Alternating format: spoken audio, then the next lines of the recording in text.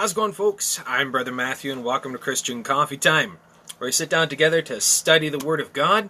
And here we are up to Gospel of John chapter 19. And we're going to be using the 3 points of the Christian faith, the 3 points of Bible study, through this chapter, taking a look at what's happening. Hey, how's it going? And again, we're discussing about the arrest of Jesus, and we're building up to the end of this story. And we're seeing some very powerful imagery that's through this. Very powerful imagery. Lots of teaching, lots of points being made. So, again, if you haven't seen the previous broadcast in chapter 18, make sure you do, and just take a look at how we're reading it. See, a lot of people read the story. They know the story, but they don't actually pay too close attention to the specific wording. And when we pay attention to the specific wording, this is where we find the personal applications. The personal applications. These things are very important. So, when we look at it this way, when we understand it this way, it really helps us to understand why it's important. We read about it, we hear about it, but we don't understand why specifically it's important. So, this is why we need to read it this way. See, this is why a lot of people lose interest in the Christian faith. They lose interest in church and Bible reading and all of this because they don't understand the personal application. When the personal application falls or fails, that's where apathy crawls in. The apathy crawls in, and soon apostasy. Alright, so we're going to take a look at chapter 19. And again, we're going to go through it just verse by verse, point by point, and taking a look at some of these things. So I hope that you'll enjoy this. Hope this will be a help and a blessing to you, an encouragement to you. And if you have any questions regarding this content as it go along, please, by all means, ask away. Alrighty. Gospel of John, chapter 19, verse 1. So we back up just a little bit in chapter 18, verse 40. Then they cried out, saying, "Not this man, but Barabbas." Now Barabbas was a robber. Okay, chapter 19, verse 1. Then Pilate therefore took Jesus and scourged him. How many of you folks have seen The Passion of the Christ? How many of you have seen The Passion of the Christ?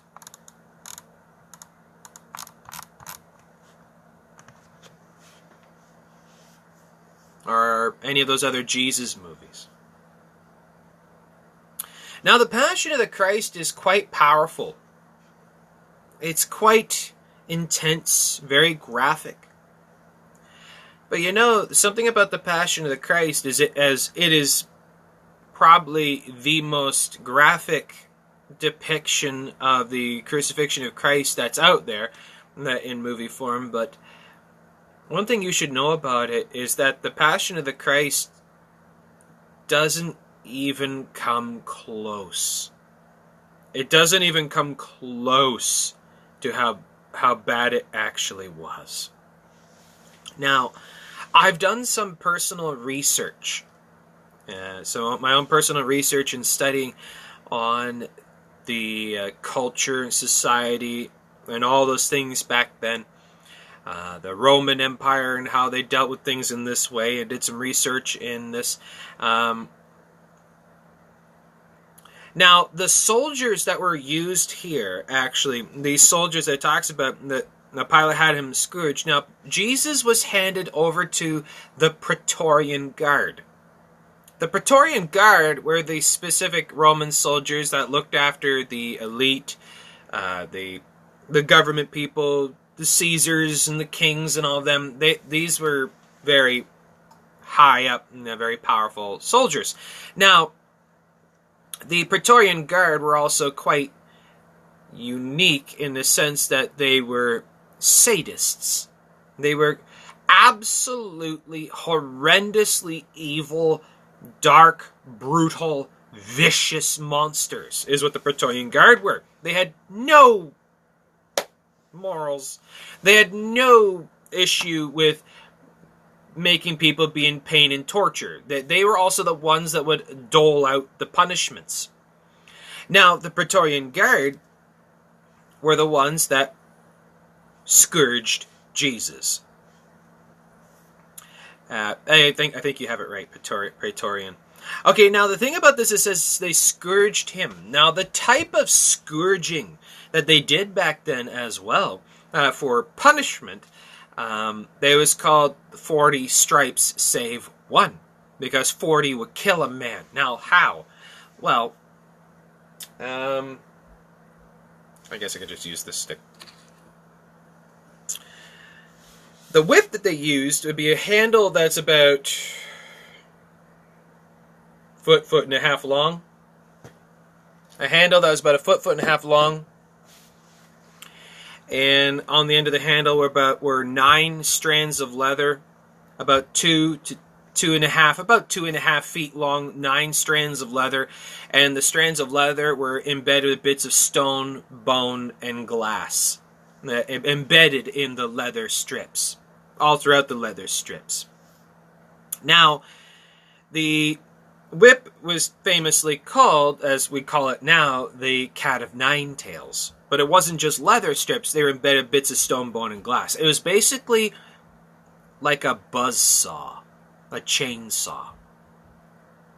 And there are numerous documented accounts of people being killed by the whip, sawn in half by the whip, being disemboweled by the whip when they're being beaten with it. Jesus was whipped by that horrific thing 39 times. Now, in the Psalms and in Isaiah, it talks about him being beaten by this.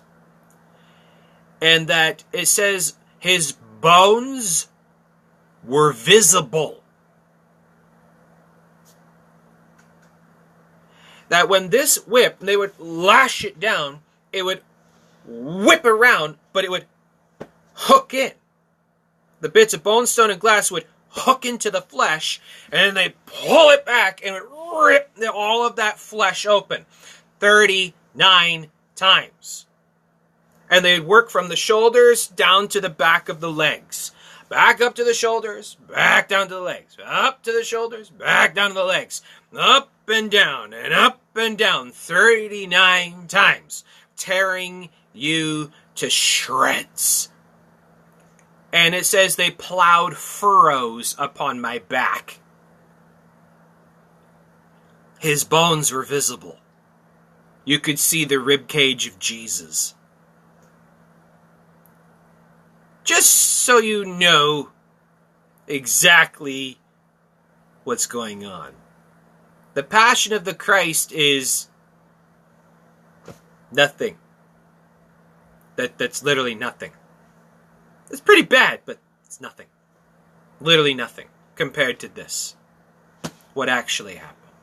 But wait, it doesn't end there. It doesn't end there. You would think that that's bad enough. But that's nothing. So not only did they just literally just tear him to shreds with this whip. Now what they would do is they would chain you down. They would chain you down to force you into a hunched over. You're usually down on your knees, hunched over, so you're tied down so you can't move. You can't dodge. You can't do it. You're stuck there and you have to take the beating. There's nothing you can do. And so they finish whipping him, shredding him to pieces, and then they take, it says, and the soldiers plaited a crown of thorns. Now, these thorns weren't just these little thistles. These weren't little thistles. Now, the types of thorns that are over there that they would use, or thorn bushes, these are like 2-inch long nail thorns. Now these thorns, they would break up these long thin branches and they could tie and knot in, tangle up, and they can actually form a type of crown, a crown out of these thorns, is what they did. And so it take time to make this thing. Then they take this thing, they plaited a crown of thorns, these long thorns, and put it on his head. Now, when it says they put it on his head, that doesn't mean that they just very daintily just set it on his head. No. They took the crown of thorns and they rammed it onto his head. Then it says they took a rod. They took a rod and they beat it. They beat this crown of thorns into his head. So these thorns are now sticking down through the skin into his skull, piercing through all around his head. They nailed the crown of thorns into his head.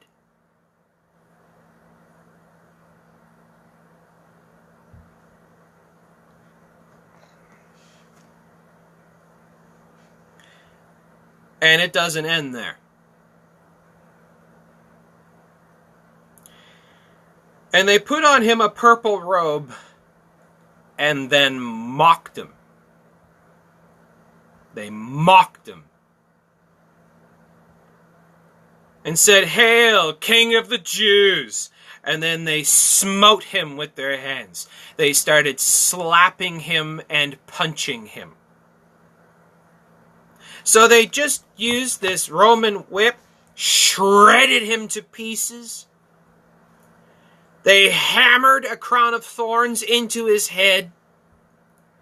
Then they put on a purple robe and start blaspheming and mocking him. Then they start slapping him across the face and punching him, striking him and smiting him.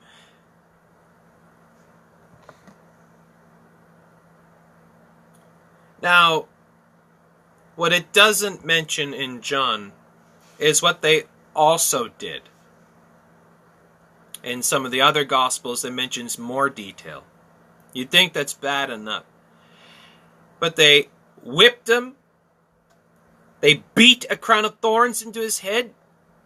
They slapped him, punched him, mocked him, spat on him, and then they also did something else. Now, according to Jewish culture, according to the Mosaic law, for men, they would have a full beard. Now, mine is different. Mine's trimmed and all this, and that according to Jewish culture, you're not allowed to trim the edges. It has to be a full-grown with untrimmed. You can't cut back here, so you can't trim it in that way. It has to be a full beard. Jesus was a man born in Israel. Under that custom, Jesus had a beard. He had a big beard, a man's full-grown Jewish custom beard. It says the Roman soldiers then tore his beard out of his face. Now, he didn't have this little Hollywood scruff beard, or like the Shroud of Turin shows an intact little scruff beard. No, they grabbed a full hand of his beard and tore it out of his face. That's a humiliation thing. Removing the beard off of a man is considered a humiliation. So, not just tweezers and pulling little hairs out. No, they grabbed handfuls and tore it out of his face. That would also take with it flesh. It would tear, it would rip, it would take skin with it. So they rip his face off. So they shredded him with the whip, plowing furrows on his back. You could see his rib cage. You could see his bones from the whip. His bones are visible. They nailed this crown of thorns into his head. They punched him and slapped him and spat on him and mocked him and blasphemed him, and then they tore his beard out of his face.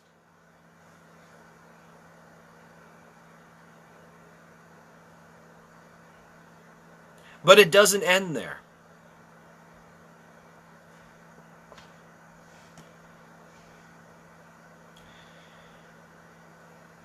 Pilate therefore went forth again and said to them, Behold, I bring him forth to you, that ye may know I find no fault in him.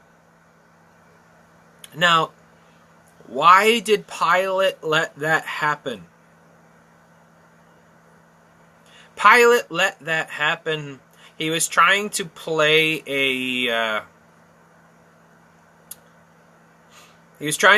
play the empathy card. He didn't want to kill him, but he wanted to find a way to placate the Jews enough so that he could just let Jesus live without killing him.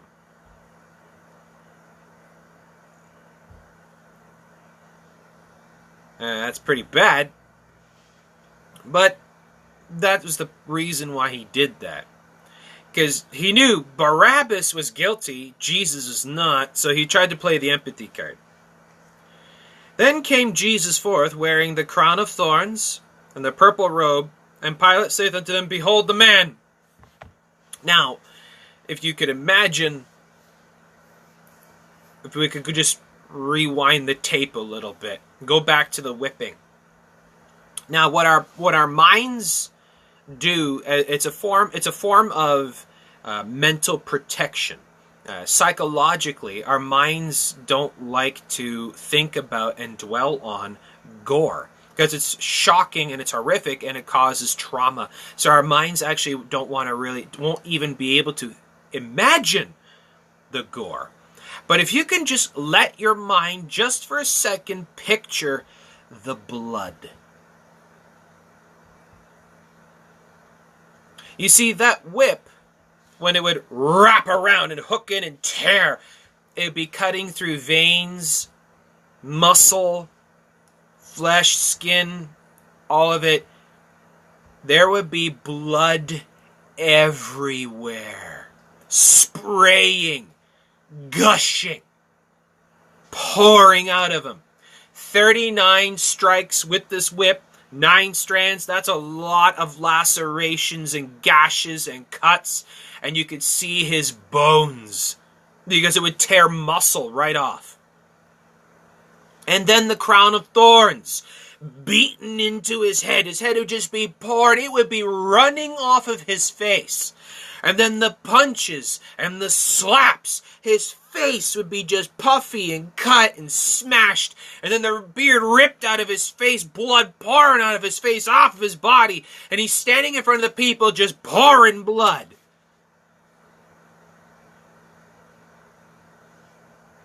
I'm trying to paint this as clearly as I possibly can so you realize what our Lord went through for you. Your sins did that to him. You did that to him. I did that to him. I'm just as guilty as the guy holding the whip. I'm just as guilty as the one making the crown of thorns and putting it on his head. I'm just as guilty as those who tore his beard out of his face, and so are you. You're guilty of doing that to Jesus. Your sins did that to him. My sins did that to him. And he let you. He let you.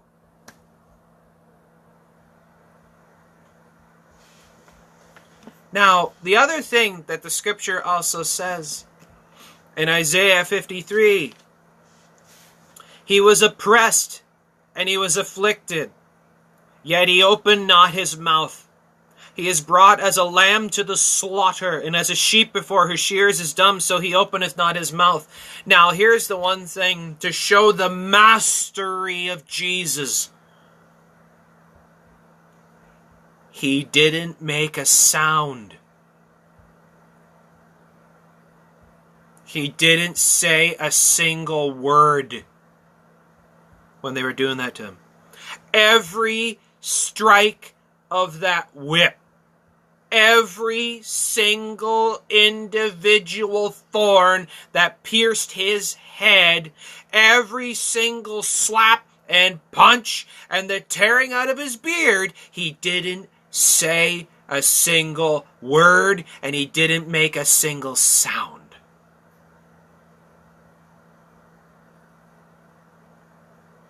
That's unnatural. Some say, well, because he's God, he suppressed the pain. No, he didn't. He felt every single thing. Every single thing. And it was dragged out. That's the other thing our minds don't really consider much. Our minds don't think of the time frame. How long it would have taken. Do you know how long time seems to crawl when something bad is happening? When you're there being whipped like that, that would have felt like an eternity. And then they untie you and drag your bleeding corpse over to the corner where they start beating you and slapping you and cramming the crown of thorns and ripping your beard out like animals. Like animals. Wild, crazy, psychotic, rabid animals just tearing Jesus to pieces.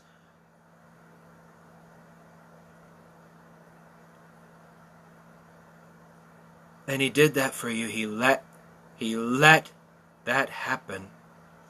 One other thing to consider in this too is the sheer amount of brutality that they poured out upon Jesus.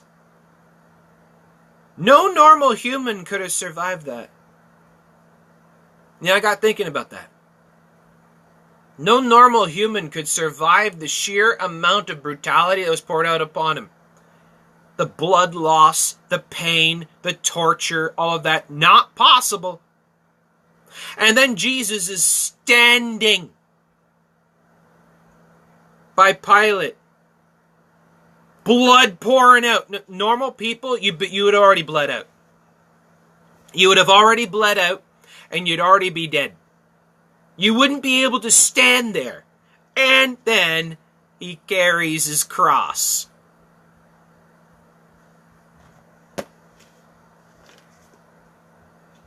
But wait, it doesn't end there.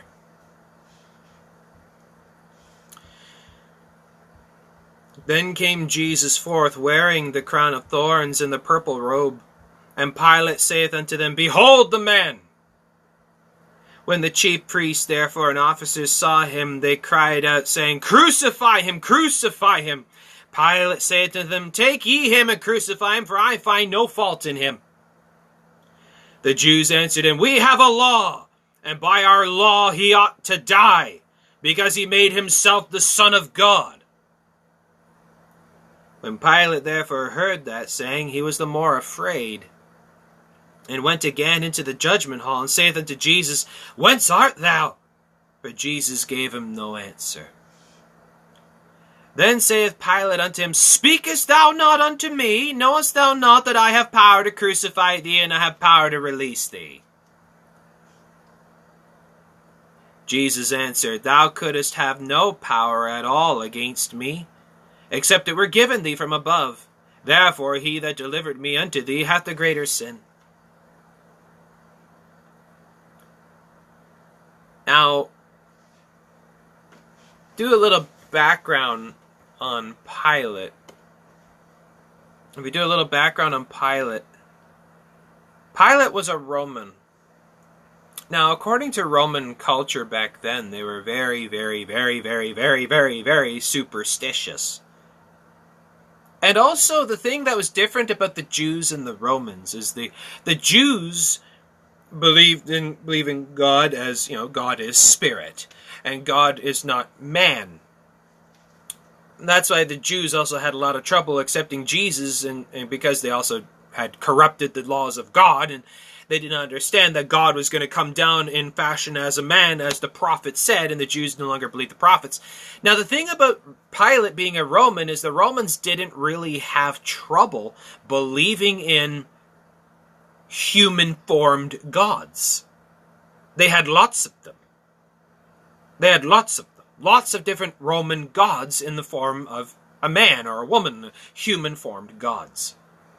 And when the Jews are crying out that Jesus made himself God, and just earlier Jesus saying, "My kingdom is not of this world," claiming to be a king of kings, Pilate is now wondering, what in the world? And now he's scared. Pilate is now scared. Because if this is true, he just brutally tortured a god. So, in fear, Pilate drags Jesus into the judgment hall separate and asks him again, "Who are you?" Wanting to know really who Jesus was. Now he was really scared. And Jesus doesn't say anything, and Pilate is now really scared. And he says, "Don't you realize I can have you killed or not?" And then Jesus pipes up and says, "Actually, you have no power except for that which was given you. For he that delivered me unto you has the greater sin." And from thenceforth Pilate sought to release him. Pilate now wants nothing to do with this, and he really wants to let Jesus go. And Pilate therefore sought to release him. But the Jews cried out, saying, "If thou let this man go, thou art not Caesar's friend. Whosoever maketh himself a king speaketh against Caesar." Okay, now we got another problem thrown in the mix. Not only do you have the Jews wanting to kill an innocent man, and you just brutally tortured a god, and now you want to let him go, but now Caesar is being hung over your head, and Caesar will brutally kill you if you oppose Caesar. So now what in the world are you going to do?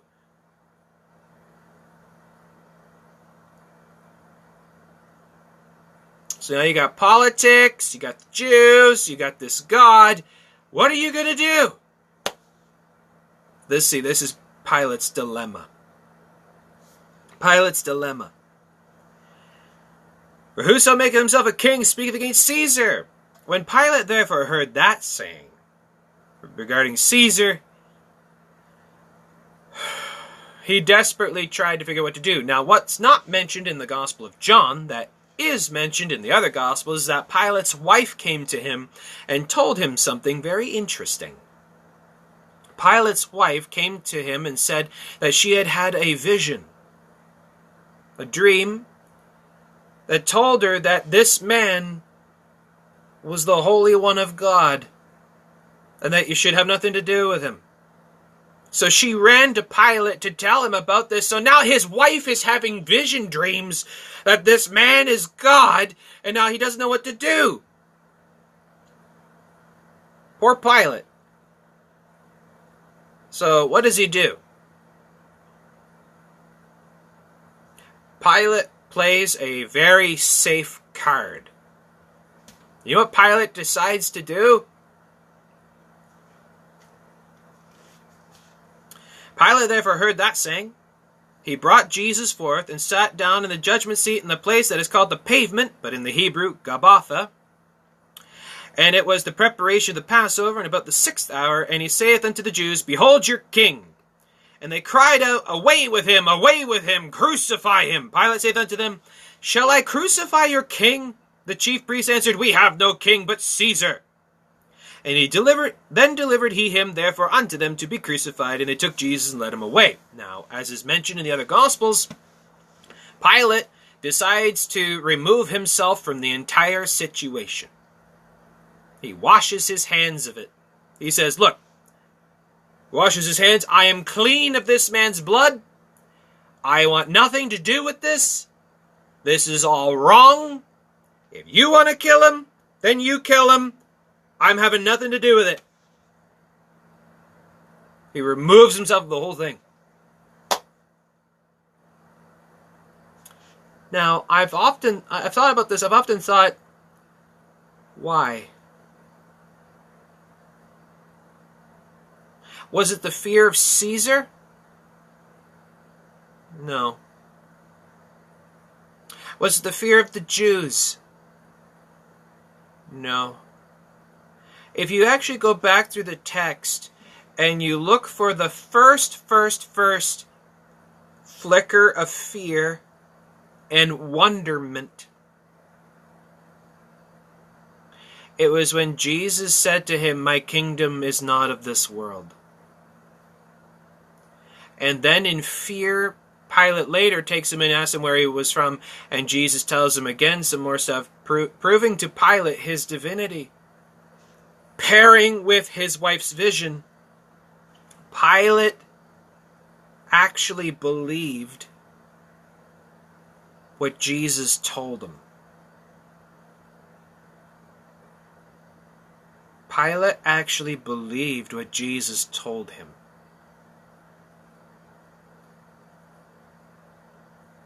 Now, that is really interesting. I've done some study on this one, actually. And it's my opinion. I want to clarify it. It's my opinion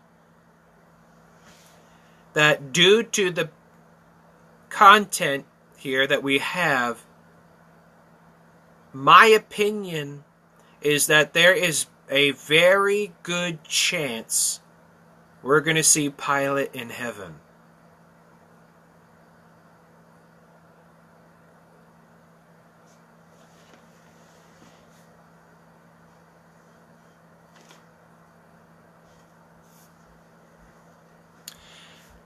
Let's keep reading.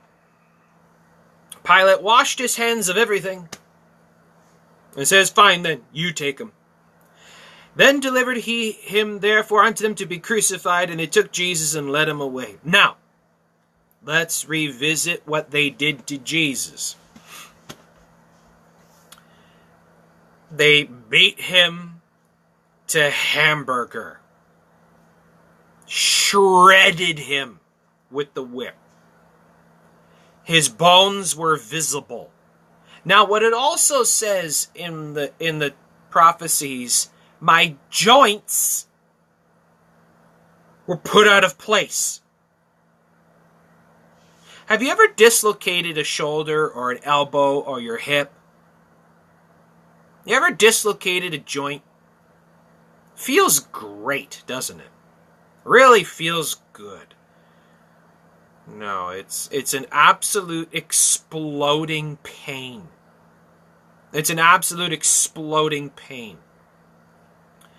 It says, my joints were out of place. My bones were visible. They shredded him with the whip. They punched him, slapped him, spat on him, blasphemed him, mocked him, beat a crown of thorns into his head, ripped his beard out of his face, and then they made him carry his cross. Then they made him carry his cross. Verse 17, and he, bearing his cross, went forth into a place called the place of a skull, which is called in the Hebrew Golgotha. Now, what's really interesting about Golgotha, where they crucified Jesus, is if you can rewind the tape a couple thousand years from Jesus. Go from Jesus, rewind the tape a couple thousand years. Go back to Abraham. Abraham went up into Mount Moriah, where he took his only son Isaac, and he bound Isaac and placed him on the altar, and took a knife and was about to kill Isaac. Now, God stopped Abraham's hand and created a ram caught in the thicket by its horns. A ram caught in a thorn thicket by its horns. Thorns wrapped around his head. And this ram was then substituted in the place of Isaac on Mount Moriah. Now, Mount Moriah is the same exact place. Mount Moriah is Mount Golgotha, where the Lamb of God, crowned with thorns, was substituted for you, to stave off the wrath of God. Abraham is a picture of God. Isaac is a picture of us. The ram was a picture of Christ. Now, about Abraham, Isaac, and the ram, that is in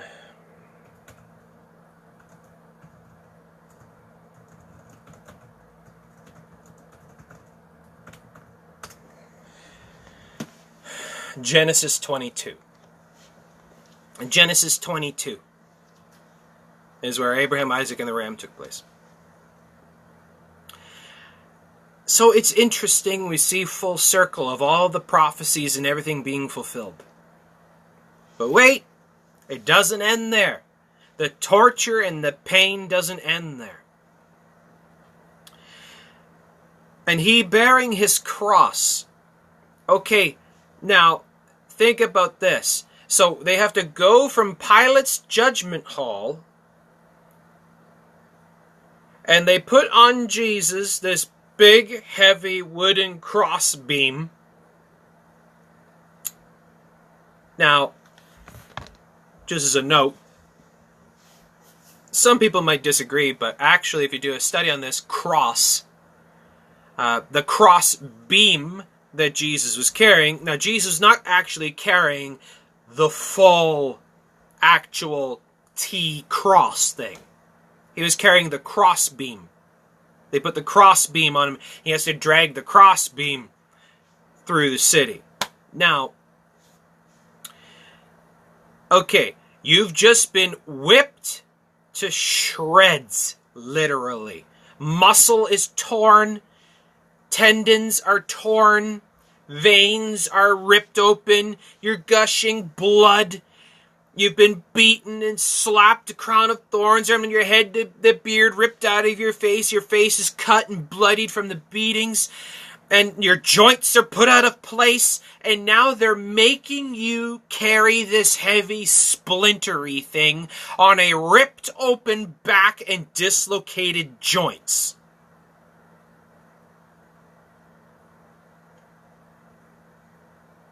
But wait, it doesn't end there.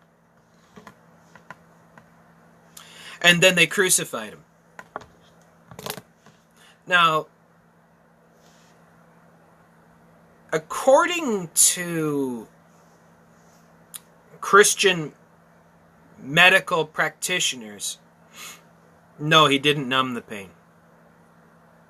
According to Christian medical practitioners, they said that they actually evaluated all of the different types of torture and stuff that happened to Jesus. And they said that actually the whipping, the beatings, the slaps, the dislocations, the crown of thorns, the beard ripped out of the face, all of that, everything that Jesus then went through was literally nothing. The pain of the crucifixion itself is universes higher, worse than anything that Jesus went through. They say the reason why is because in the hands and feet, that now the word is, as it says in Isaiah, we are engraven upon the palms of his hands. The word is chiro, the part that grips right there. Not the wrist, here. Not the wrist, here. So many people show Jesus crucified through the wrist. No, he wasn't. He was crucified through the hand. The Bible says hands, palms of his hands. That's not the palm of his hand. This is. The word is chiro, the part that grips, the meaty part of the hand, right there. Where all the nerves are. So they take this really long, rough Roman spike.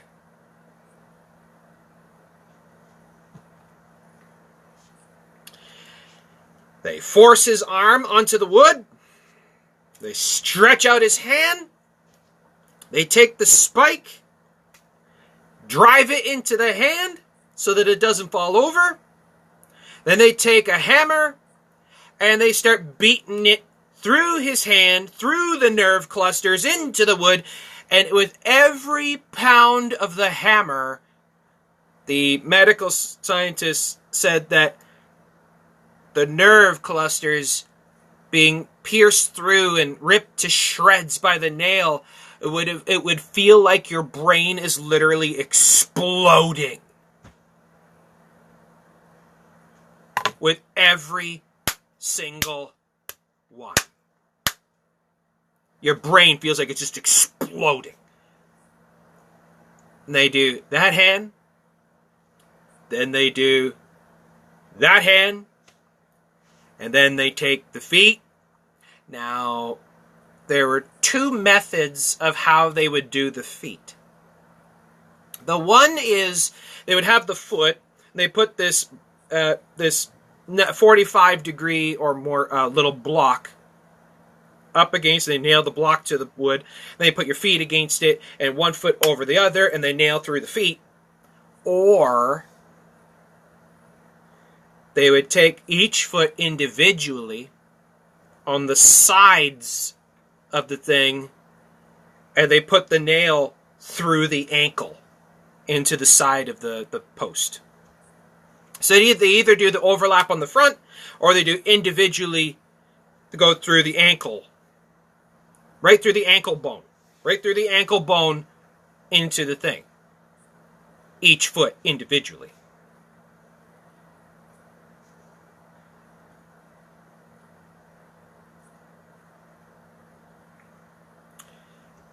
So you got the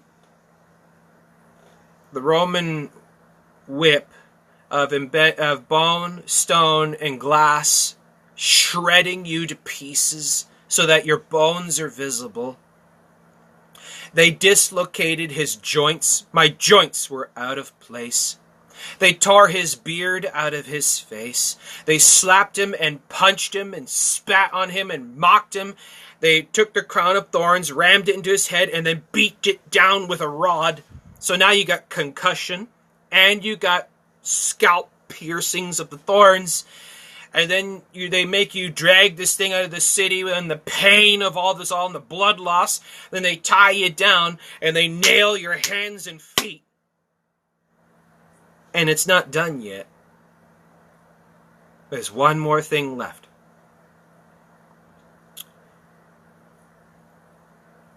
So you're finally nailed to this thing. You can't move. Game over. You can't move. You're nailed down. So the pain of all this you're just in complete, utter, just dumbfounded shock of unbelievable pain. And then they start lifting the cross up. They start lifting the cross up. And they're guiding the bottom of the post to the hole. And they get just right, and then ka-clunk. And now you're bouncing on the nails. And your back that has been ripped open by the whip, and the back of your head that has all the thorns is now bashing and rubbing on the post.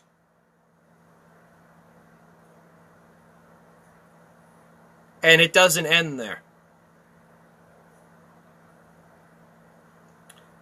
So now you're finally crucified fully. You're now in place. There's one more thing now that you have to endure. Now, you have to breathe. Now, the thing about it that a lot of people don't know is crucifixion is one of the worst ways to go because you die by suffocation. You die by suffocation. Because if you actually take your arms and you spread eagle, put your arms out as far as you can, as hard and as far and as high up out to the side as you can, you notice it pulls on your lungs a little bit. Now imagine being like that for 6 hours, and you're in the state. You actually have to push up on your feet, and you go down, and you're like this. You push up on the nails, so your feet are having to push up on the nails for every breath. People are like that for days before they finally succumb to suffocation from weakness. Because you're not eating, you're not drinking, you get so weak you can't push up and breathe, so you suffocate. So Jesus is now nailed to the cross, and for every breath he now has to push up on the nails that are through his ankles or through his feet, and he has to pull on the nails on his hands, pull, push, so he can breathe, and he goes back down again.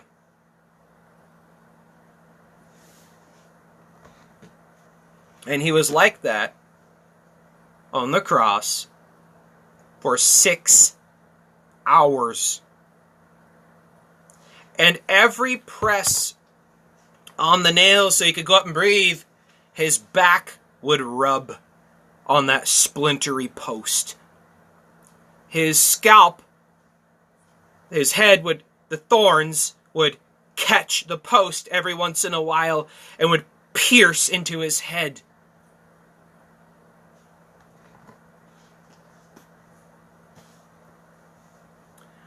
They crucified him. Now, who are the they? The Jews and the Romans. The Romans were the ones that drove the nails. The Jews were given permission to hire the Romans to do it. The Jews were given permission to hire the Romans to do it. They're both guilty. The Jews are just as guilty as the Romans. Where they crucified him, and two other on either side, one in the other. Now, the thing about this is, now you got two other guys. Two thieves that are crucified beside Jesus. Now, they're screaming up a storm. Screaming over a storm as they're being crucified and hauled up and then blown into place on each side of Jesus. Now, these thieves,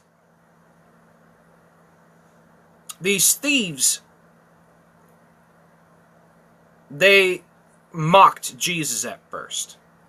That while they're there, they're kind of pouring out all of their anger and pain and frustration and everything on Jesus, mocking him and scoffing him. So Jesus is nailed there for 6 hours, receiving all the mocking of the Pharisees, the mocking of the thieves, and all the stuff, and the pain and the agony of everything. It's just an absolute storm. And then Pilate wrote a title and put it on the cross. And the writing was, Jesus of Nazareth, the King of the Jews. This title then read many of the Jews, for the place where Jesus crucified was nigh to the city, and it was written in Hebrew and Greek and Latin. Then said the chief priests of the Jews to Pilate, write not the King of the Jews, but that he said, I am the King of the Jews. I study it all and read. Pilate answers, what I have written, I have written. Now, why did Pilate write this inscription? Why did Pilate write the inscription, Jesus of Nazareth, King of the Jews? Blatantly like that, and the Jews got mad at that. Why did he write that? Because it was true. And he knew it would anger them. He knew it would anger them. And it was true. Pilate knew this. Pilate knew this. And he wrote that on purpose. Because he knew that the Jews were doing this deliberately. The Jews were hating Jesus wrongly. That this was all wrong. And he knew Jesus was innocent. And that's why he says, what I have written. So there's nothing the Jews could do about it. Verse 23. Then the soldiers, when they had crucified Jesus, took his garments and made 4 parts. To every soldier a part, and also his coat. Now the coat was without seam, woven from the top throughout. Then said they among themselves, let us not rend it, but cast lots for it, that whose it shall be, that the scripture might be fulfilled, which saith, They parted my raiment among them, and for my vesture they did cast lots. The psalmist wrote that. That was a prophecy. Prophecy actually came fulfilled. Now there stood by the cross of Jesus his mother and his mother's sister, Mary, the wife of Cleophas, and Mary Magdalene. All right, now here comes the hardest part. This is really, really, really, really hard to imagine.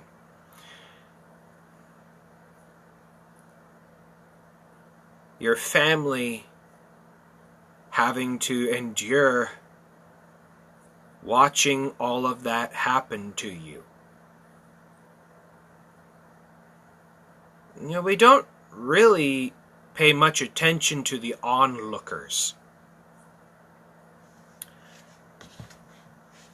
Jesus is literally ripped to shreds with the whip. My bones were visible. They plowed furrows upon my back. My joints put out of place. Beard ripped out of his face. Beaten and whipped and slapped and punched. And the crown of thorns. It says his visage was so marred beyond any man you couldn't recognize him. If you looked at him, you would have no idea who it was. He looked nothing like he was before. And the pain and the brutality and the horror and the gore and the viciousness that was poured out upon him, that you couldn't even recognize him to look at him. Imagine his mother, imagine his family, imagine the disciples, imagine the people looking at him now in this shape, in this form.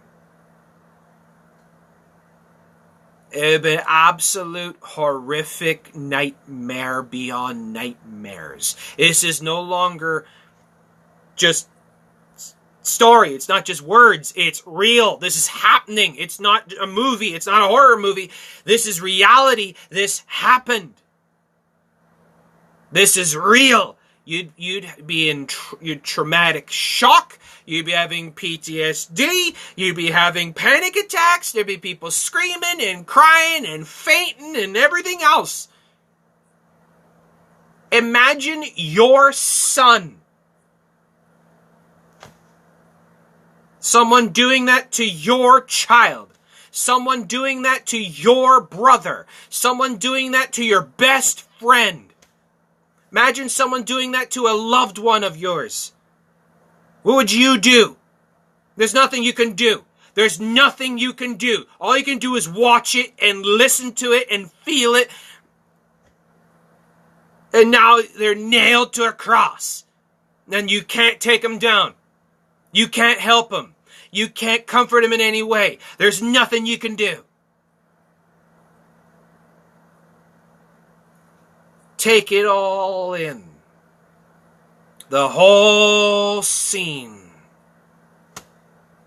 And now he's suffering, gasping for breath, pressing on those nails, trying to get a breath of air. And every once in a while wincing because the thorn crown is catching the back of the post. His whipped, lacerated back is scraping against the post. And the pain of the nails is ripping through his hands. And he has to be there for 6 hours.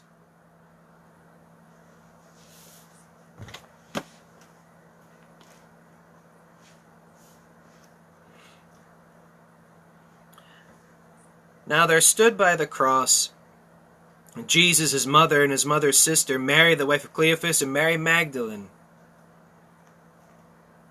When Jesus therefore saw his mother and the disciples standing by whom he loved,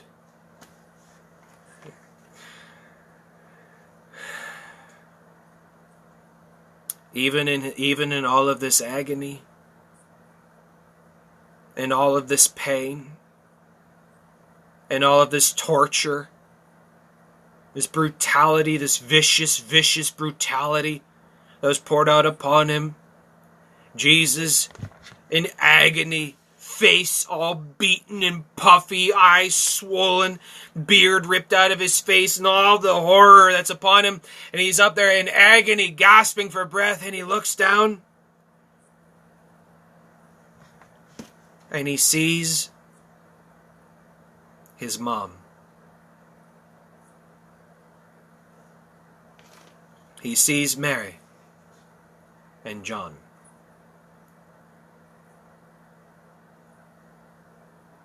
He actually cares more for the care of his mother than he does of his pain at the moment. The love of Jesus. Woman, behold thy son, speaking of John. And then he saith to the disciple John, behold thy mother. And from that hour, that disciple took her unto his own home. He wanted to make sure that Mary was cared for because Joseph was now dead. Joseph was now dead. And Mary now would be destitute. She would have no one to care for her, no one to help her. She'd become a beggar widow. So he actually passed the birthright of looking after his mother to John. And John was now going to look after Mary as his own mother. The love of Jesus. The love of Jesus. After this, Jesus, knowing that all things were now accomplished, that the scripture might be fulfilled, saith, I thirst.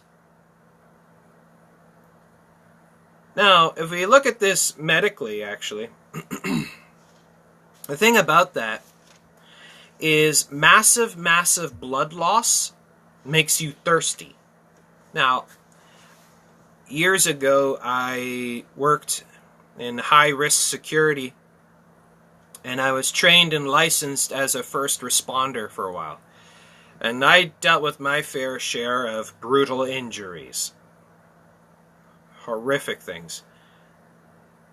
And it's true, it's really odd the way your body does that. When you lose a lot of blood, you get very, very thirsty.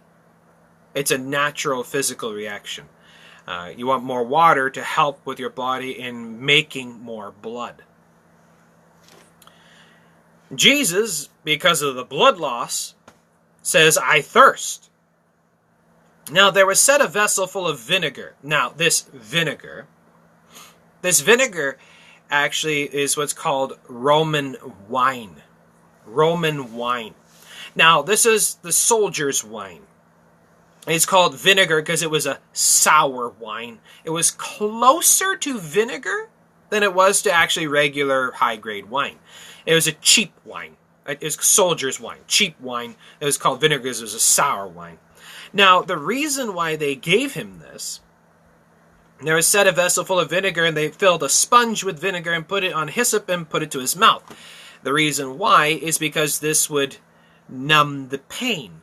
Now, the thing about crucifixion is they don't want you to die.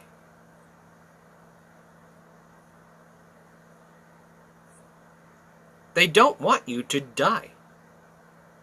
They want you to suffer. The whole point is to see how long can you hang there before you die. It's just a game to the Romans. So they want to numb the pain, to draw it out, so to last longer. When Jesus therefore had received the vinegar, which he rejected it, cries out, it is finished. Now, to back up a little bit, some wonder why Jesus, when he was on the cross, cried out, my God, why hast thou forsaken me? Eli, Eli, lama sabachthani. They wonder why Jesus cried that out. Well, the thing about Jesus crying that out while on the cross, my God, why hast thou forsaken me, is that if we remember the prophecies Psalms, Isaiah, Jeremiah, Hosea, Micah, and on, tons and tons of others. Wrote prophecies of Jesus. Now, if we go back to Psalm chapter 22, verse 1. Psalm chapter 22, verse 1. Psalm 22, verse 1. My God, why hast thou forsaken me?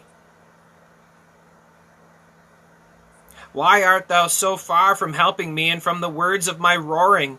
O my God, I cry in the daytime, but thou hearest not, and in the night season, and am not silent. But thou art holy, O thou that inhabitest the praises of Israel.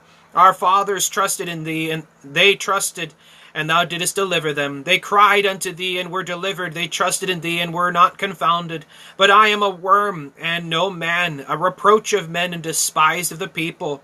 All they that see me laugh me to scorn. They shoot out the lip, they shake the head, saying, He trusted on the Lord, that he would deliver him. Let him deliver him, seeing he delighteth in him.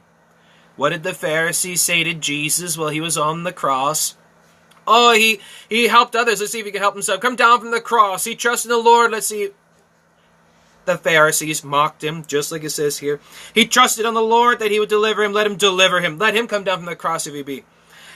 Seeing he delighted in him. But thou art he that took me out of the womb. Thou didst make me hope when I was upon my mother's breasts.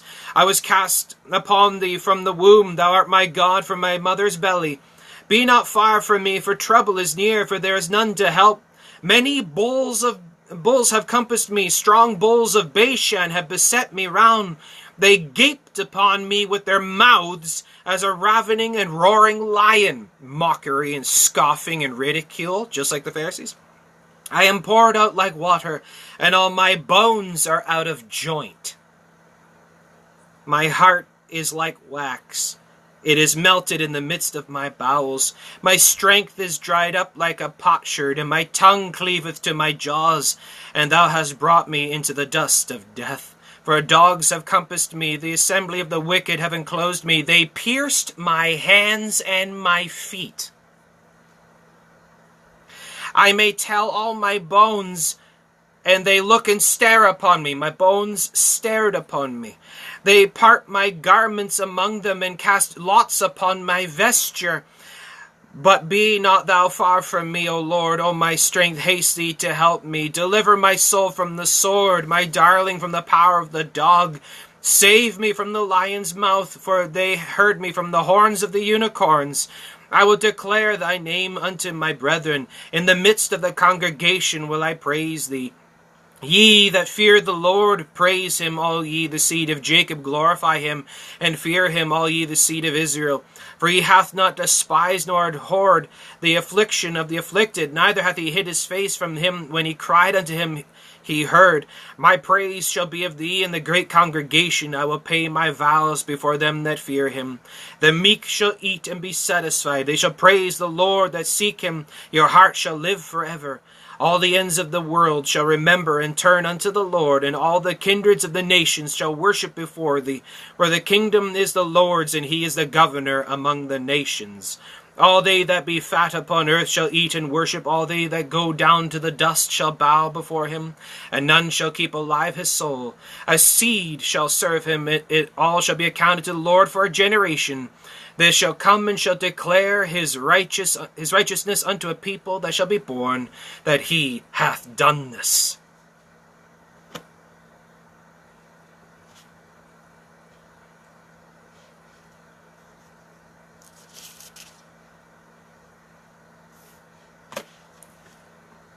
Jesus quotes Psalm 22 for a reason. When Jesus cried out, my God, why hast thou forsaken me? He was crying that out so the people would remember the Psalm of David, of the prophecy, of the crucifixion, of the Christ Messiah. In his death, he was trying to tell them who he was.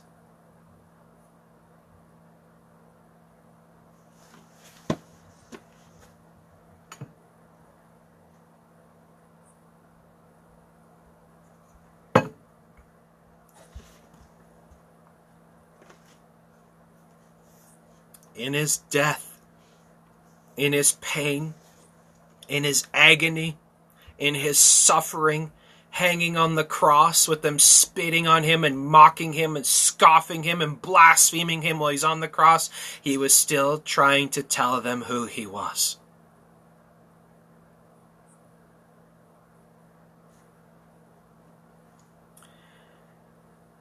When Jesus therefore had received the vinegar, he cried out, "It is finished." What is finished? Everything. Everything. Everything was done. The atonement was done. The work was done. The shedding of the blood, the fulfillment of the prophecies, everything was done except for two things. Only two things were left. Still had to be accomplished. The Jews, therefore... Oh, wait, back up. He cried out, "It is finished." And he bowed his head. Now, why is that important? Why say he bowed his head? Well, if we go back to John chapter 10.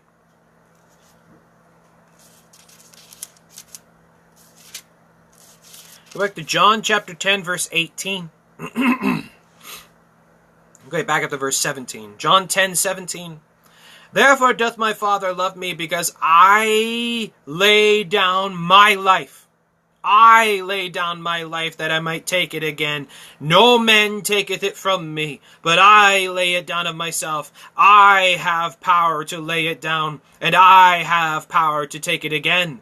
This commandment have I received of my Father." Power over life and death. He didn't die from a broken heart. He did not die from blood loss. He did not die suddenly. He bowed his head. Up there, he bowed his head and gave up the ghost. His head didn't flop down or anything. He bowed his head and gave up the ghost. Mastery over life and death. That's why they couldn't kill him with the torture. Satan tried to kill Jesus in Bethlehem through Herod. Herod went and killed all the firstborn in Bethlehem. Satan tried to kill Jesus in Bethlehem. He tried to get Jesus in the temptation of the wilderness and failed. He tried to get Jesus with the Pharisees and failed. He tried to kill Jesus with the torture of the whipping and failed. He tried to get Jesus with the torture of all the other things and failed. He tried to get Jesus to stop going to the cross and failed. He tried to get Jesus down off the cross and failed.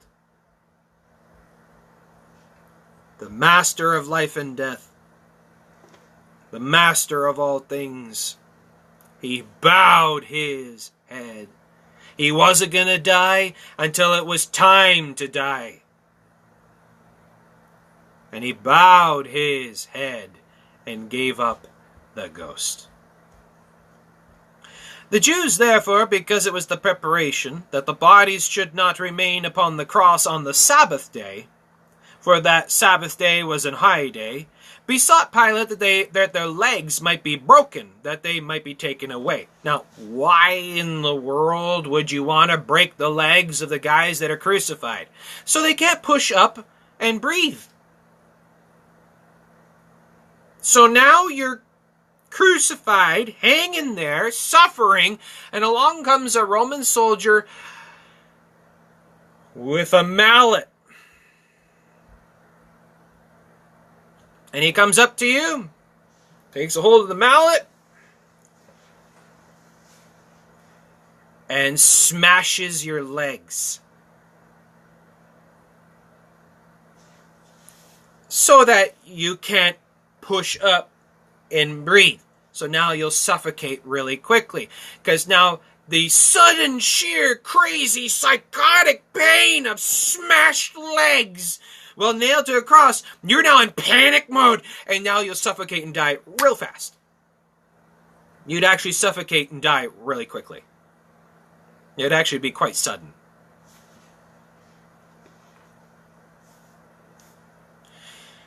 And the soldiers came and break the legs of the first guy. Then they broke the legs of the other thief, the one that actually got saved. And they came to Jesus and saw that Jesus was already dead. That Jesus was dead already. They break not his legs. But one of the soldiers with a spear came and stabbed him. They took the spear and speared the side of Jesus, pierced his side, and forthwith came there out blood and water.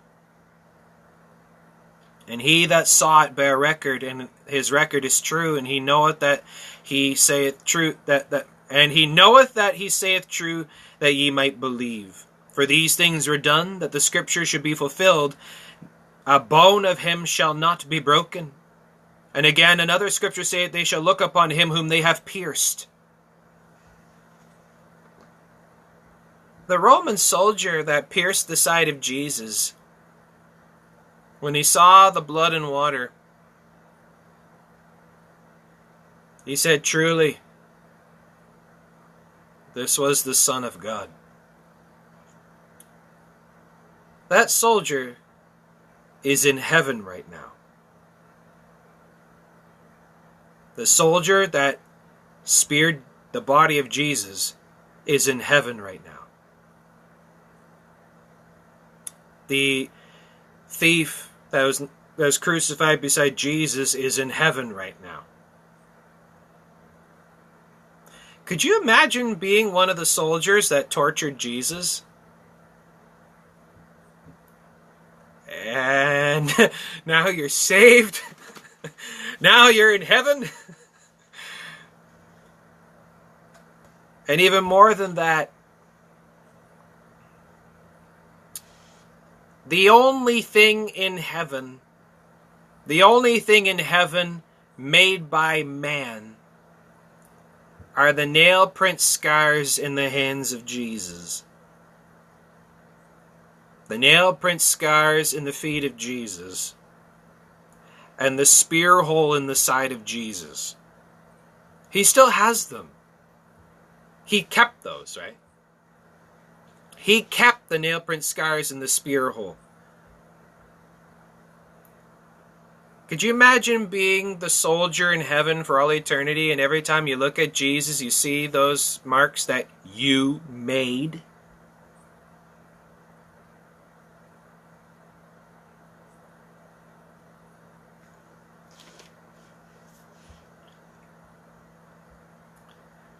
Verse 38, and after this, Joseph of Arimathea, being a disciple of Jesus, but secretly for fear of the Jews, besought Pilate that he might take away the body of Jesus.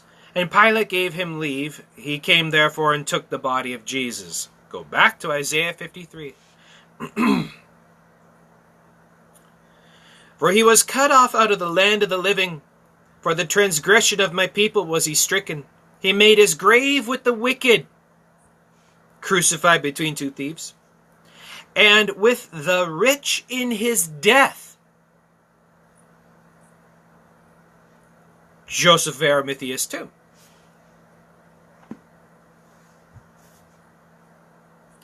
Joseph of Arimathea. And there came also Nicodemus, who came to Jesus by night in John chapter 3. He too was a believer in Jesus.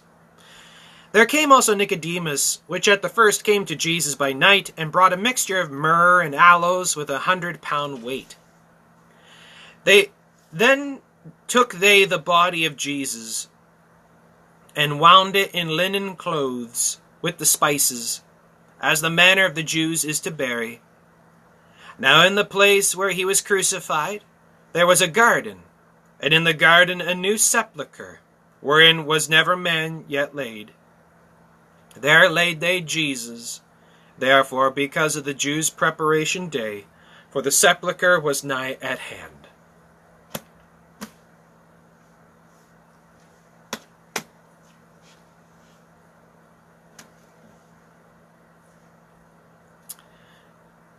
It's amazing when you spend time in the details. It really makes the story different than we've ever heard it before. We're so familiar with the generic details about how he was beaten, he was crucified, he was buried, he rose again, but we don't really live it. I like to make the details come alive.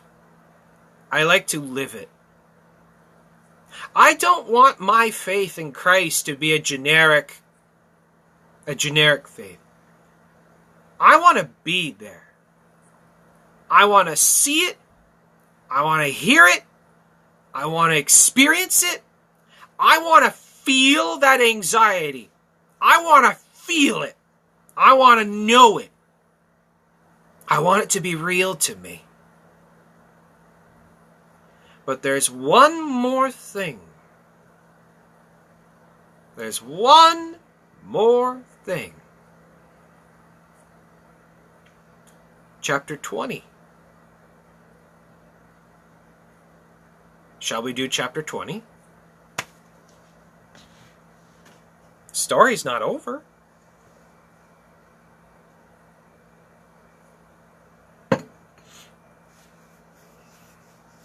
At the mouth of 2 or 3 witnesses. Do you want to do chapter 20?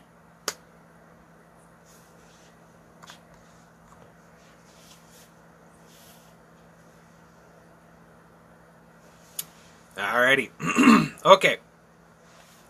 Tell you what. Okay, so let's take just a couple minutes. Alright, so we'll end this broadcast. Give me a couple minutes, and I'll fire up a new broadcast. I just don't want to overdo it. I want to keep each broadcast for each chapter. So we'll end this one, and I'll start up another one for chapter 20. Alrighty? Alrighty, folks, so see you in a minute. Alright, so God bless you. God bless all those who love our Lord God, Jesus Christ. God bless all those who love His holy word. I'll be back in just a minute. So see you in a minute. God bless you, folks. And as always, if I don't see you again, I'll see you in the sky. God bless.